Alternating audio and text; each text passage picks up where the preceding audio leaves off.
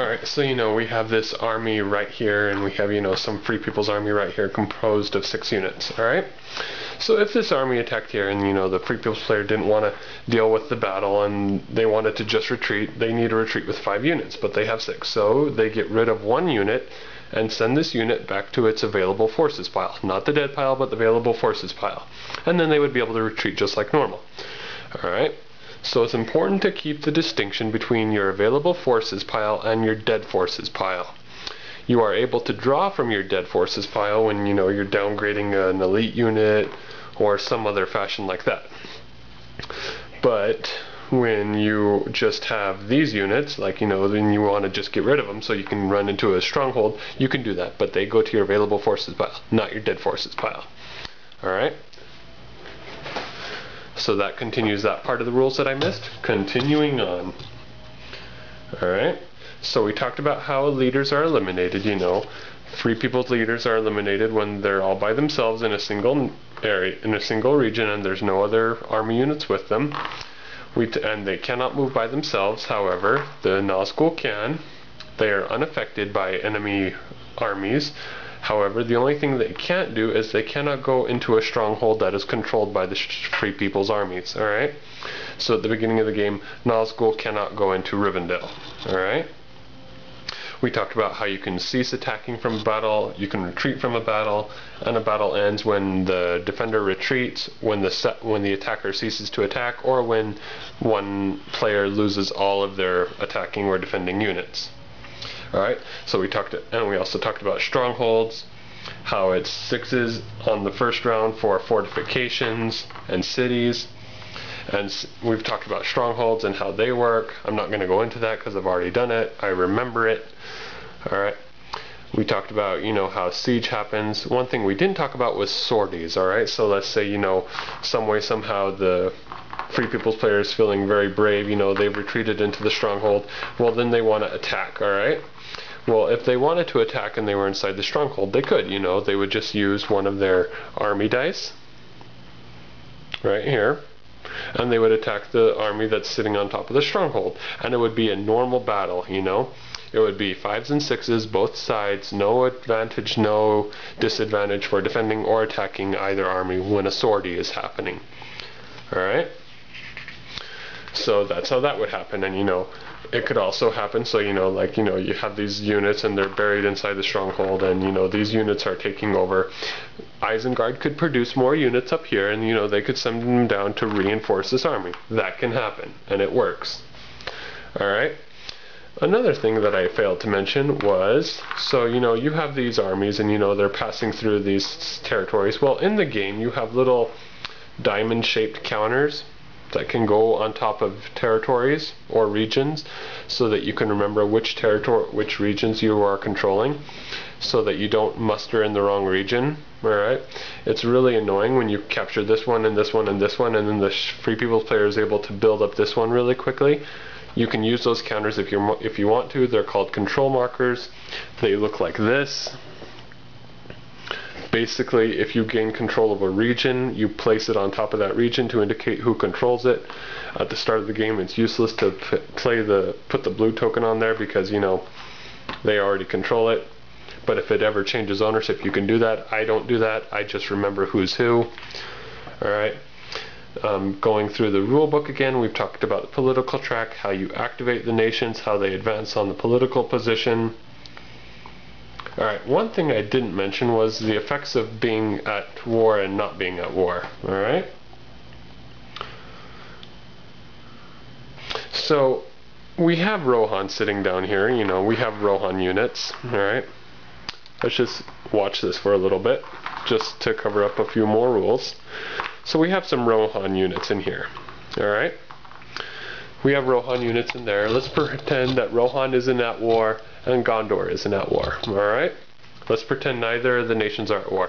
That doesn't mean they can't move out of their national boundaries. They can. So, if you wanted to, a Free People's player could use army dice, just like this one. And they could move the army out of the national borders. Alright? They can do that. It's up to the Free People's player and the Shadow player, but they can do that. However, they cannot enter the borders of another nation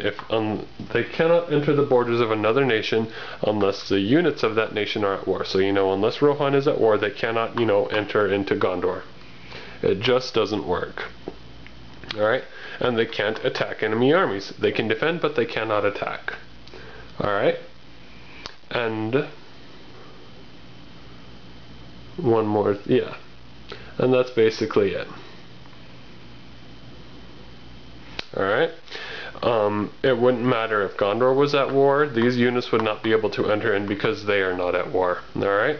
Same thing is true for the Shadow Nation. Alright? So it goes for any nation. You know, Isengard would not be able to enter into here unless they were at war. Alright? Isengard would not be able to enter into Gondor unless they were at war. Alright? Just how it works. Alright? Moving on. Some of the characters give you really cool abilities during battles and whatnot. If you read the character cards for the companions of the Fellowship, they have really cool abilities. It's called Captain of the West. Lots of characters have this ability. It's a really cool ability. Basically, it's just like counting as another soldier. Alright? Moving on, we talked about the Fellowship of the Ring, you know, that little Frodo and Sam marker right there in Mordor, yeah? We talked about this little Frodo and Sam marker and how the companions inside the Fellowship in the top right-hand corner of the board, they're the Fellowship of the Ring. Alright, we talked about how you can take damage with those, you know. You can take it all. You can take damage as corruption, you can take damage as a random casualty, you can take damage by killing off your leader. You can't kill off Gollum though. Alright, doesn't work. Alright, we've talked about that. We've talked about how the Guide of the Fellowship has special abilities. Gandalf has a really cool ability as when he's the Guide of the Fellowship. Strider has a really cool ability. You can read them and follow along at home, but, you know, I'm not going to go over that. Alright? We talked about how you move the Fellowship. Alright, we talked about this dice. Alright, you know, you can use character action die. You could also use a Will of the West die. It doesn't matter. Just pick one and go with it. Whatever works. Alright, we talked about declaring your position. So, you know, during the Fellowship phase, the Fellowship player can declare, if they want to, their position. If it so happens that the Fellowship player declares their position and that position is inside of a stronghold or city, then they heal 1 point of corruption on the corruption track. And if that happens, then you know they can keep on healing corruption up until they're to 0. They can never go into negatives corruptions though. Doesn't work. Alright, we talked about the Fellowship and Shadow Strongholds. If they're revealed while moving into, moving through, or moving from a Shadow Stronghold, and they were revealed sometime during that little period, then the Shadow player would be able to draw a hunt tile. But if it happened like this, you know, pretend this was another Shadow Stronghold and not Minas Morgul, you know, they move through and they declare out here, they were never revealed to be inside the Shadow Stronghold, so no extra hunt tile would be drawn. Alright, we talked about separating companions from the Fellowship. Alright, so you know you have the Fellowship here. When you separate companions, like, you know, if you wanted to separate Gandalf, you would use a character die like this one.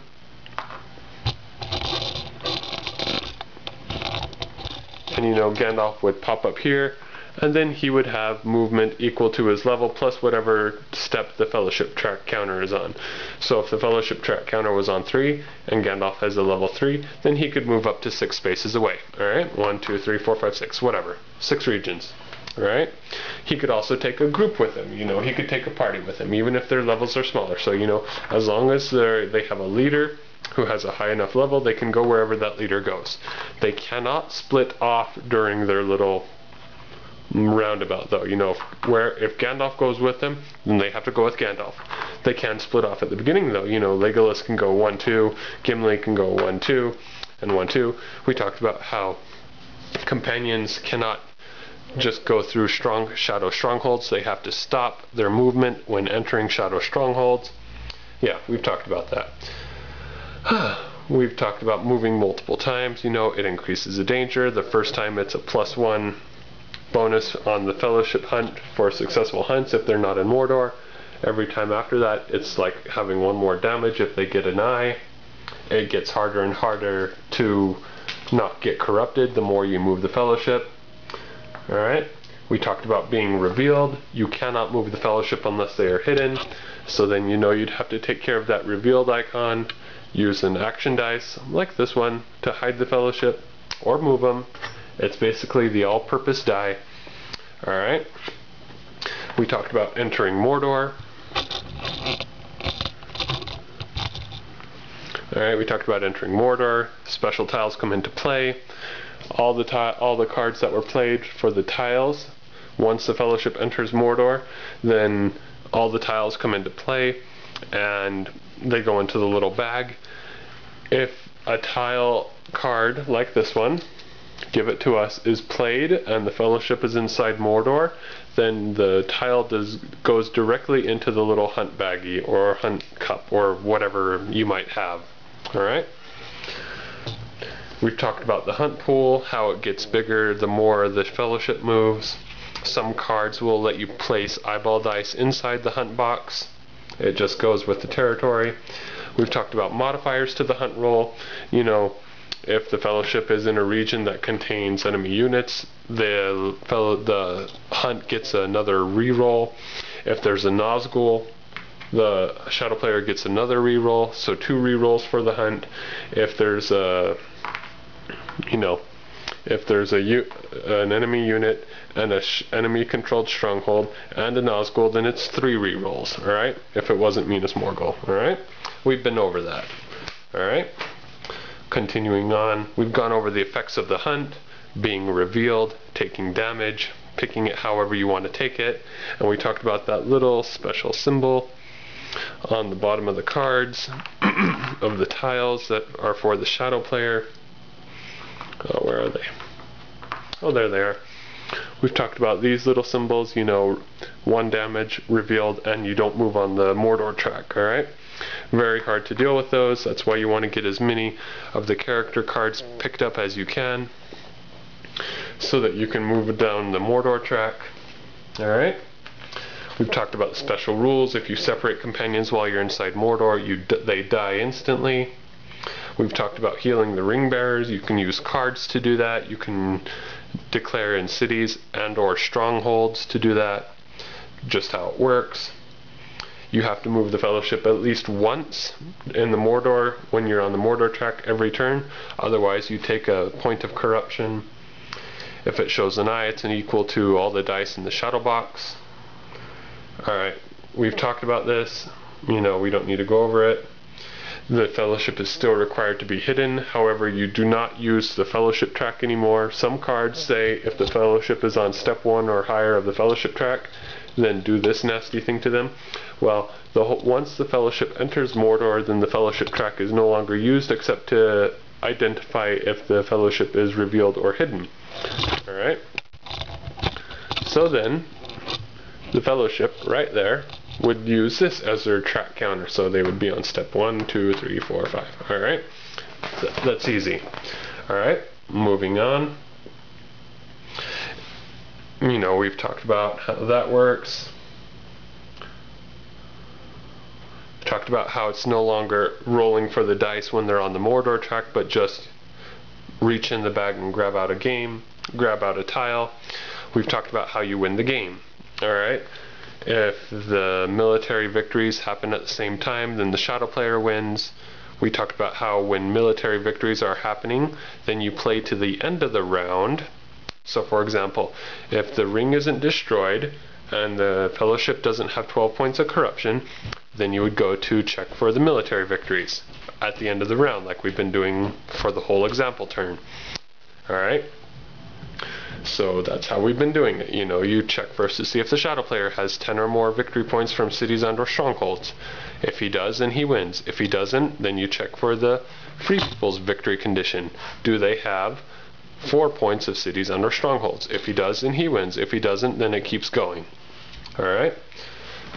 And that, I believe, is that. I am not going to cover the multiplayer rules. This game is best for 2 players.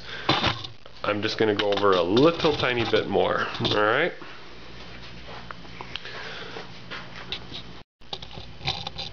Alright, so the last thing I'm going to talk about are the cards. Alright? So we've talked about, you know, the Saruman card, the Witch King card. We haven't talked about the Mouth of Sauron card. The requirements to bring that card and that action dice into play are noted on the card. I think after everything I've talked about, it's very easy to see that. Alright? So the cards in the game are really an integral part of the game. Alright? The cards allow you to do things. If the cards allow you to do things that are currently against the rules, you can only do what the card says. Alright? So if you pay, as long as you pay the price of the card, the Palantir or whatever symbol may be in the top right hand corner of the card with an action die, as long as you pay that price, then you can play the card. Once you play the card, obey it. That's the strictest rule of the game. Make sure you can play the card and then obey the card, even if you break rules doing it. Because that's what the cards do. They allow you to break rules and do really cool things. Alright? Generally, the Free People's Players cards are more of, if this person is in the Fellowship, use this cool card to prevent yourself from taking more corruption. And heal the Fellowship and build up units here. That's basically what the Fellowship cards are. The Free People's Players cards are. The Shadow Players cards are more of hurt the Fellowship a lot. Hurt the Fellowship by separating companions and put a whole bunch of army pieces here and move your armies really quickly with these. Alright? So you can see how the general tense of the game, the trend of the game, or the tense of the game, is built to help the Free People's Player get the Fellowship to Mordor and win, at the same time defending their cities, and the Shadow Player, their trend of the game is to build up armies and get them moving fast so they can crush strongholds. Alright? When you take down strongholds, the opposite player is no longer able to recruit there. Same with settlements that have been taken over. Alright? I think I've covered everything in this game except for the cards. The cards should be self-explanatory. I'm pretty sure I've covered everything. If I haven't, forgive me. This wasn't meant to be a comprehensive tutorial, just meant to help people out. Remember that these tiles never come back into play. Once they're drawn, they're drawn. Eyeball tiles have a chance to come back into play at the end because they get brought back into play when the Fellowship hits Mordor. Strider's card is right over there. If you want to get Aragorn, heir to Isildur, and get in his dice, you got to read the card and do what it says. We talked about moving companions. It's all in there. Alright? If you have more questions, re-watch my videos. I know I covered just about everything. If you still have questions, post it to the thread on Board Game Geek and I'll answer the questions as best I can. If I don't know them, I'll find out. And if you don't want to ask me, just post it to your own thread anyway and ask anyway. Alright?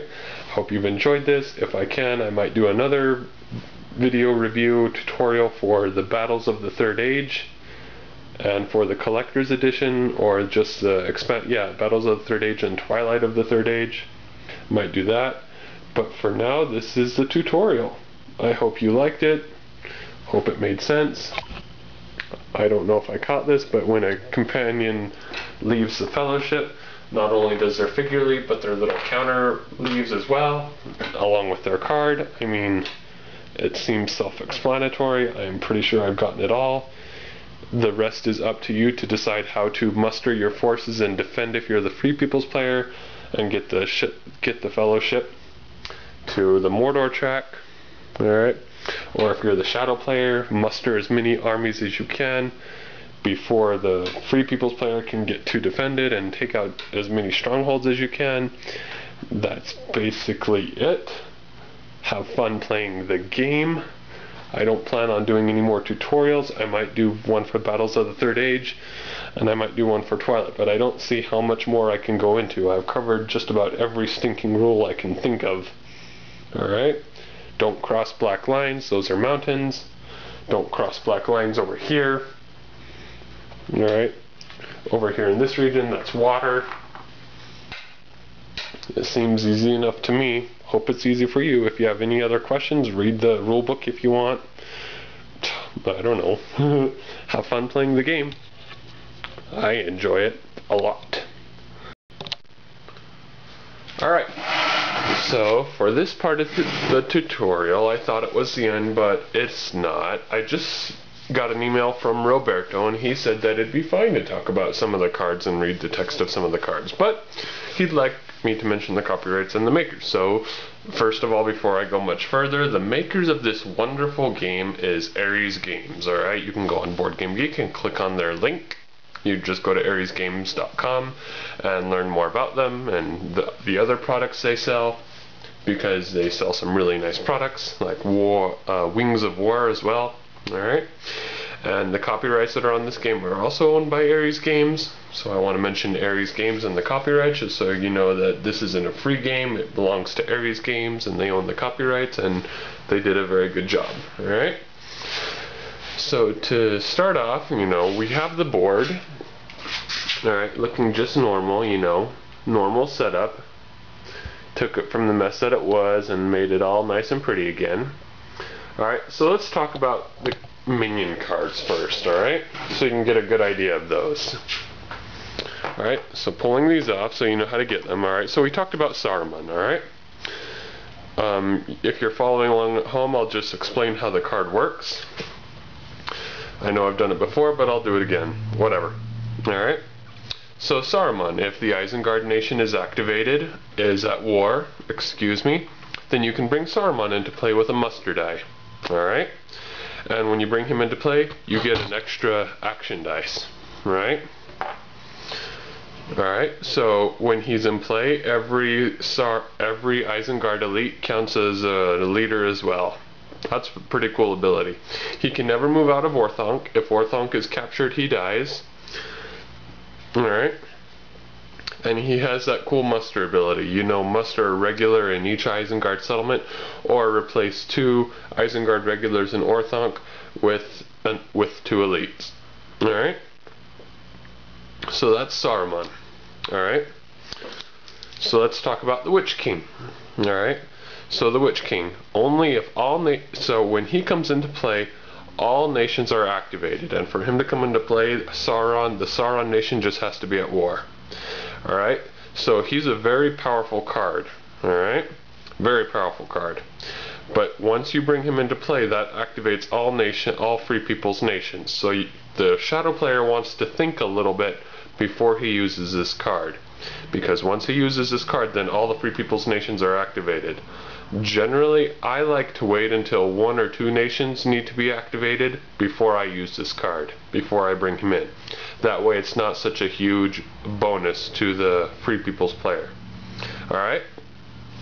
When he's in a battle, and I use a combat card, during the first round of combat only, during the first round of the battle, I may immediately draw an event card with him. So if the Witch King is in a battle, so if he's sitting here and he's with an army, if there's an army in Unfalas and there's an army in Druaethiaur, and he attacks and I use a combat card for my first round of combat, then I can draw another combat card from the event then I may immediately draw an event combat card from either deck for first edition rules. If you're playing second edition rules, the back of the combat card that you played has to match the back of the event card that you draw. Alright? So that's pretty simple. Alright? Simple enough to understand.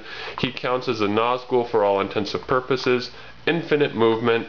I don't know what else to say. His leadership is 2, if you notice. Alright? Right there. That little middle number, it's a 2. So because he has 2 leadership, he counts as 2 leaders in 1. Really powerful leader. Not much more to be said. Alright, the last one is the Mouth of Sauron. Alright, for him to be able to come into the game, 2 things have to happen.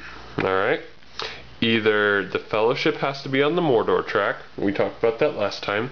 Once they enter Morannon or Minas Morgul, then the Fellowship is on the Mordor track. Or all Free People's nations must be at war. Alright? If one of these 2 criterion are satisfied, then you can place the Mouth of Sauron in any Sauron stronghold with a muster die. When he comes in, he brings in another action die with him. Alright? So when he's in play, you can use one muster action die as an army die once each turn. Alright? So you can do that once per turn. Alright? So those are the 3 minions in the game. Alright? Hope it's easy enough. We talked about how to bring them in. It's just muster dice. Plain and simple. Alright, let's talk about Gandalf the White. First of all, let's talk about the characters first of all, before we get into the 2 special characters. Alright? So just pulling all the characters out, let's talk about these real quick. So Gandalf, you know,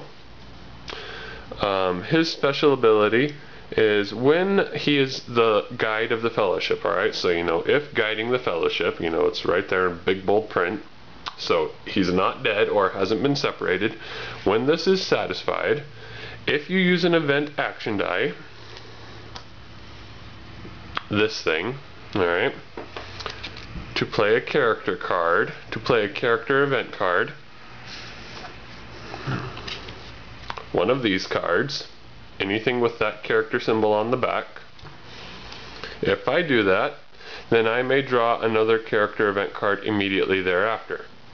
Alright, the wording for Gandalf is a little bit different for the 2nd edition. I can't exactly remember what it is. I think it's something like draw any card that you want. I can't remember very well though. Work with it, read it, go with it.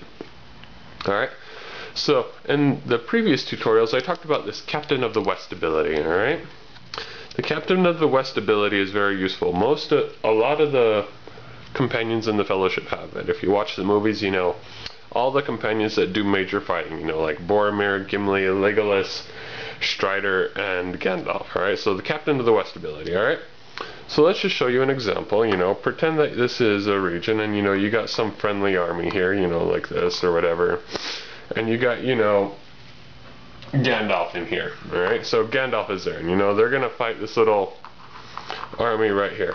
Well, you know, we talked about before, you know, he's a leader, so you know he doesn't count for combat strength. So you know you'd add up these little pieces right here. So the combat strength would be 3, so the Free People's player would get 3 dice to roll, right? And the Shadow player would get 4, right? That makes sense. But Gandalf is the Captain of the West, so that means he increases the combat strength by 1. So when Gandalf is in the party, you get to roll 4 dice. The same would be true if I had Aragorn. You know, if Strider was sitting right here, then I'd get to roll 5 dice. If Boromir was sitting right here, the maximum is still 5 dice. Alright? So you don't want to lump all your cool characters in one place, but they're very strong if you put some of them together with weaker nations. Alright? Alright, so that is what the Captain of the West ability does. Alright? So finishing up his card, he's also an emissary from the West. Alright? If Gandalf is not in the Fellowship, he may be replaced by Gandalf the White. Instructions are on the Gandalf the White card. We'll get to him in just a bit. So let's talk about the others real quick and then we'll get to Gandalf the White. Alright? Strider. So let's look at Strider's abilities. Alright? So he's a level 3 companion, just like Gandalf. Alright? And he has 1 leadership. So if he's guiding the Fellowship, then any action die can be used to hide a revealed Fellowship. Alright? That's a really powerful ability. So any action die, alright? So it doesn't matter what you roll, he can hide the Fellowship with that. That's very, very useful, but a little dangerous because the leaders are a little bit more susceptible to being killed off than other people are in the Fellowship. Alright? So Strider, used with caution. You do not want Strider to die, ever. Ever, ever, ever. Very bad if he dies. Alright? Going on, he's a Captain of the West, and he's also heir to Isildur. Instructions for replacing him with Aragorn, heir to Isildur, are on the Aragorn card. We'll get to that in a little bit. Alright?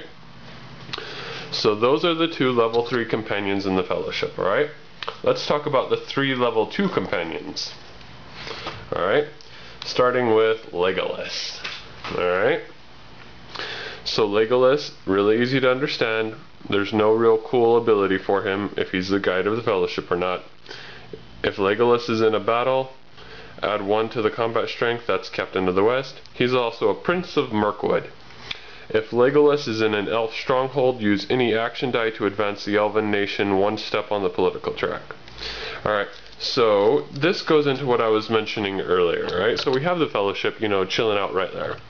Let's pretend that they were in Rivendell, you know, an elven stronghold, alright? And Legolas is in the Fellowship, alright? For the purposes of his card, you know, if he's in an elven stronghold, I can use any die to advance an elven nation one step on the political track. For the purposes of that card, currently Legolas is not in Rivendell. He's in the Fellowship. Alright, that's a very important distinction you have to make. If I use, you know, an action die, character action die, and I separate companions, and I don't want him to move, and I just leave him there, now he's in Rivendell, alright? But he's in the Fellowship until then, and he's not considered to be in Rivendell while he's in the Fellowship. Alright? So that would be his Prince of Mirkwood ability. Simple and easy to understand. He has 2 movement and 1 point of leadership, alright? So let's talk about Gimli now, alright? Gimli's card. So we have Gimli right here.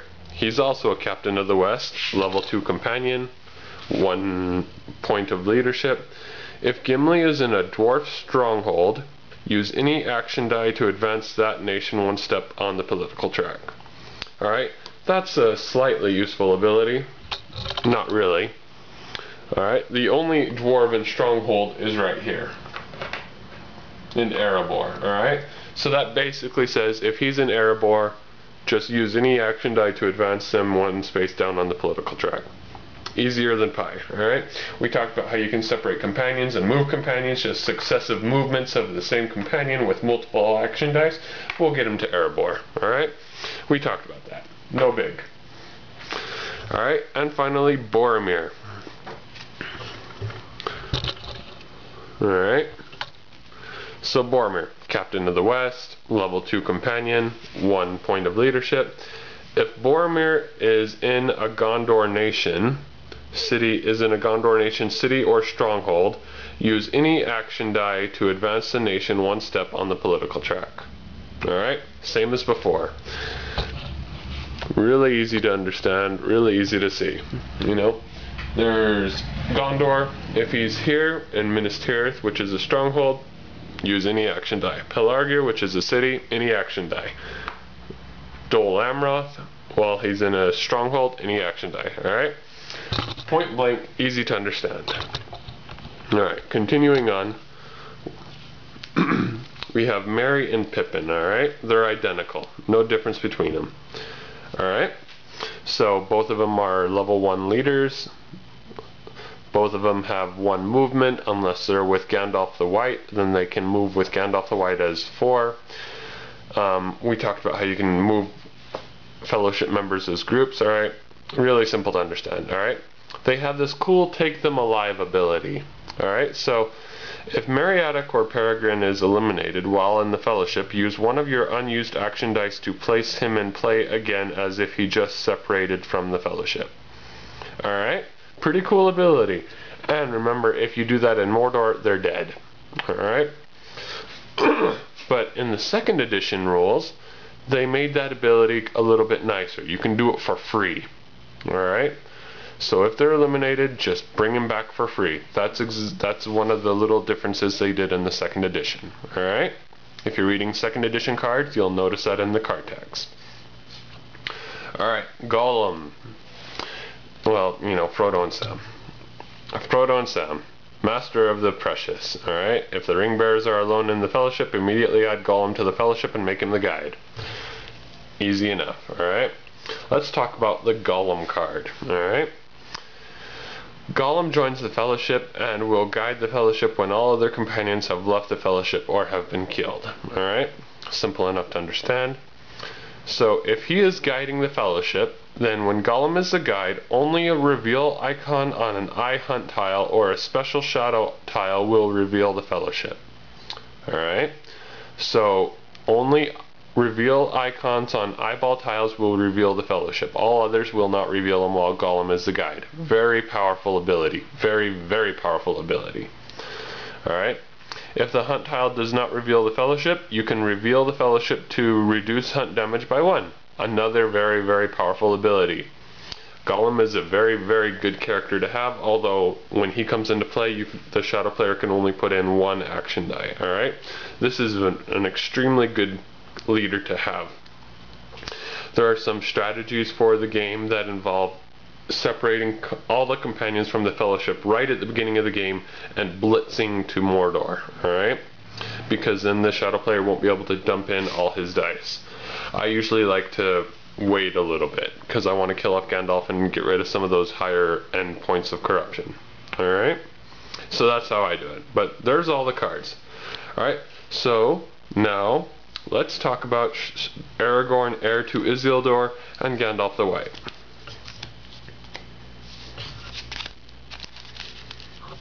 Alright, so grab these two cards. Right here. So first, Gandalf the White, alright? If Gandalf the Grey is dead or has left the Fellowship, alright, easy enough to understand, and any Sauron minion is in play, basically that means the Witch King, the Mouth of Sauron, or Saruman, any one of those three, if any of those are in play, use one Will-o'-the-Wisp action die result to play Gandalf the White. Alright, so that means just replace him. You can use this little counter if you want. I never do because I just remember that once Gandalf dies, the second time he comes back, he's Gandalf the White. I never use it. Alright? You can, so if he is on the map, replace him. Otherwise, place Gandalf the White in an elven stronghold, anyone you want, or in Fangorn. I always put him in Fangorn because you'll see why in a little bit. Alright, place the Gandalf the White counter on the Gandalf figure to show the replacement. You don't need to if you don't want to, whatever. If Gandalf the White is moving alone or with one hobbit, his level is considered 4 for purposes of movement only. The White Rider, this is the coolest ability in the game, I think. If Gandalf the White is in a battle, before the battle begins, you can declare that you are forfeiting his leadership, all 1 point of it, just 1 point, to negate the leadership from all Nazgul in the battle. Alright, that's a very powerful ability, especially with the Witch King. Alright? So when you negate leadership, you pretend that the Nazgul are not even there. Alright, that's one way to look at it. Alright, that's Gandalf. Alright, Aragorn. If Strider is in Minas Tirith, Pelargir, or Dol Amroth, alright. So if Strider is in Minas Tirith, Pelargir, or Dol Amroth, if he is in one of those places, through, you know, action dice and character movement and whatnot, then use a Will-o'-the-Wisp action dice to replace Strider with Aragorn. Place the Aragorn counter under the Strider figure to show the replacement. Can if you want. He's a Captain of the West, movement of 3, and a level 2 leader, just like the Witch King. Alright? That's really simple to understand. The only hitch in the giddy-up is only Will-o'-the-Wisp action die will do that. You cannot use Elven Rings to change action dice to Will-o'-the-Wisp. So when you get Will-o'-the-Wisp action dice, think very carefully about how you can get in Gandalf the White or Aragorn really quickly into the game. Alright, so that's how those work. Something for the Shadow player to keep in mind: if he doesn't put in any Sauron minions, then the Free Peoples player cannot play Gandalf the White. Alright, just some things to keep in mind. Alright, so with that being said, let's talk about some of the character cards and strategy cards that both players can run into. Alright, so let's start with the Free Peoples decks. Alright, so character card and then strategy card. Alright, I'll get to this. So let's start with this deck. Alright, this card. Alright, this card is called the Ents Awake. So you know the cost is in the top left hand or the top right hand corner.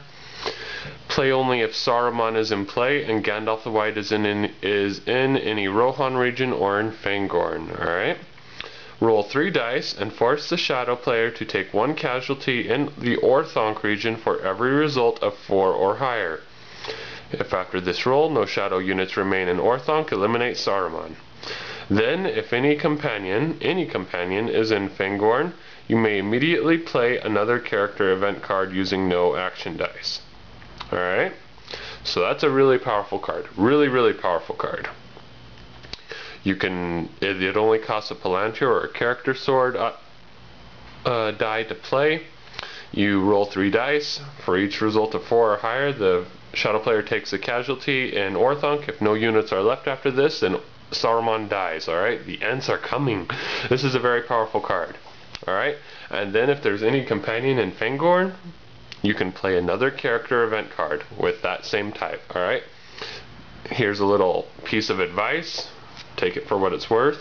There's 3 of these kinds of cards in the deck, alright?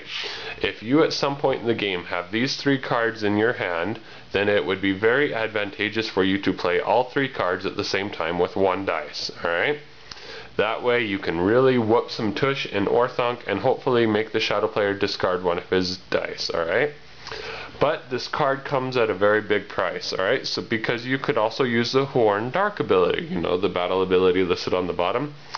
Play only if the defending army is in any Rohan region, Fangorn or Orthanc. The shadow player rolls a maximum of 2 combat dice, regardless of the number of attackable units they have in their army. That's a very powerful card as well. Alright? So the Ent cards. So that's how the cards work, alright? If they're really good up top, that means they're really good down here, and you have to pick between, usually. Alright? Really simple to understand. Hope it was easy. Alright? Wisdom of Elrond. Use a muster die or a Palantir to activate one nation of your choice. See, you don't even have to get the fellowship or a companion there that's capable of doing that. You just activate one nation of your choice and advance that same nation 1 step on the political track. That's also a really good card. I love this card. Confusion. For every unmodified die result of 1 in the shadow player's combat roll, scores 1 hit against the enemy. So you know, the way that would work is if the shadow player was rolling their dice for the combat roll, and they, you know, roll that, and they somehow got 2 1s, well, and then the Free People's player rolls, and you know, they roll this, you know, 4 4s and a 6, well, that would be 1 hit plus 1 hit plus 1 hit with that card, because unmodified die results of 1 count as hits against the shadow player. So that would be 2 3 hits. That would be 3 hits, alright? Good card. That's basically how the cards work, alright? Athelas and a power too great. Simple to understand. Athelas, immediately roll 3 dice, heal 1 corruption for every die result of 5 or higher. If Strider's the guide, heal 1 point of corruption for every result of 3 or higher. Alright? Andúril. Immediately before your leader reroll, score 1 automatic hit on a missed die. If Strider is in the battle, score up to 2 automatic hits on 2 missed die. If Aragorn is in the battle during your leader reroll, you must forfeit Strider Aragorn leadership. Alright, and with the other card, you know, same as before, a power too great. The bold text describes what must happen before you can play the card. Play this card on the table in front of you. Alright? And then, when this card is on the table, shadow armies cannot move into or attack Lorien, Rivendell, or the Grey Havens. Immediately advance the Elven nation 1 step on the political track. The shadow player can force a power too great to be discarded from the table by using an action die and discarding 1 army card and 1 character card from his hand. Alright? Plain and simple, really easy to understand. No quarter. Oh yeah. If you score at least 1 hit with your combat roll, score 1 additional hit. Cool? Alright, so that's basically how the Free People's Players cards work, alright? You know, Bilbo's Song, Thranduil's Archers, read the card, follow what it says to do, alright? Let me just look through here to see if there's any ones that are different. In the 2nd edition, they changed some of the cards, mainly the Last Battle. That's a really good card now. Didn't used to be such a good card. Just work with it, I guess. Read the card, follow what it says. Different cards have different meanings. Alright. Smeagol helps an Ice Master. Place that tile on this card, and when the Fellowship hits the Mordor, take all the blue and red tiles that have been played with cards and put them inside the baggie, or use the battle ability. I never use the battle ability. generally. Alright? Guards of the Citadel, you know, that's basically it. I'm not going to go through all of them, but yeah, there they are. You know, you can read these at home. There's the other Ensawake card. There's the other one. Really good to get all three, because then you could use all three with a single die. Alright, Axe and Bow, Wizard Staff. Alright, doesn't really, look, there's the File of Galadriel. Other good cards, Mithril Coat and Sting. Very good card to have when you go into Mordor. Alright, Dead Men of Dunharrow. Continuing on. Alright, Help Unlooked For, you know, Power of Tom Bombadil. Good army cards. Alright, I've talked about what most of these do. It's basically recruit in this nation even if it's not activated. That's basically what these things do. Fear Fire Foes. Some of the cards, if you get companions to certain places and then use the card, or use the card to get companions to certain places, then it puts the places to be right at war, even if they're not activated. Really good cards like that. Red Arrow, Grim Beorn, Son of Beorn. Alright, and that's basically it. Alright. For the Shadow Player cards, character cards, you know, we have these kinds of cards. Really easy to understand. You know, Nazgul Strike. Some of the cards say the Fellowship has to be on step 1 of the Fellowship track or higher. Alright, like the Nazgul Strike. This card will not work in Mordor. Alright, it just doesn't work in Mordor, because the Fellowship never gets above step 1 on the Fellowship track. They use the Mordor track to keep track of their movement.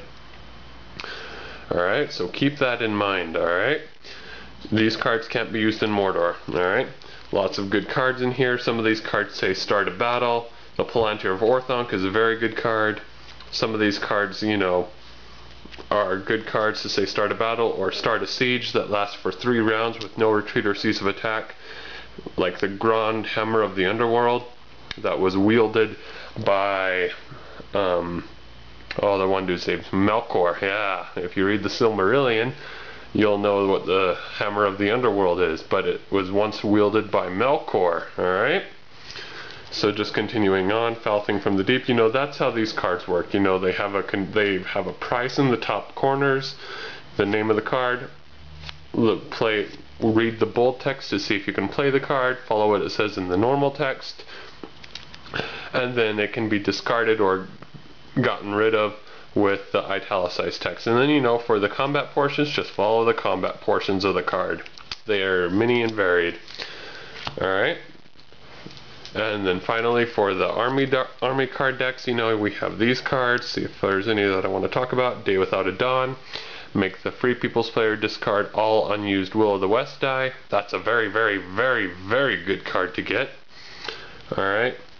Some of these cards say throw a whole bunch load of armies in these really 2 off-kilter locations, like in Gorgoroth and Nirn, and somewhere on the eastern edge of the map you can recruit a whole lot of armies. Alright, that's basically how these cards work. A New Power is Rising, recruit up the wazoo. Alright. And that's basically it, you know. Just follow the card text, see if you can even play it, and then play it if you can. Thanks for watching. That concludes my tutorial. I'm not going to play a full game. That would take too long and it would be incredibly boring. I've showed you everything that you need to do to be able to play a game. Once again, the game was made by Ares Games, and they own the copyrights there too. Have fun, enjoy, and I will probably be doing a tutorial on Battles of the Third Age, you know, with the Gondor and Rohan scenarios. And then I might do the Collector's Edition rules, but I don't know yet. Alright? So have a nice time until you see me again. And you don't really see me. Never show my face.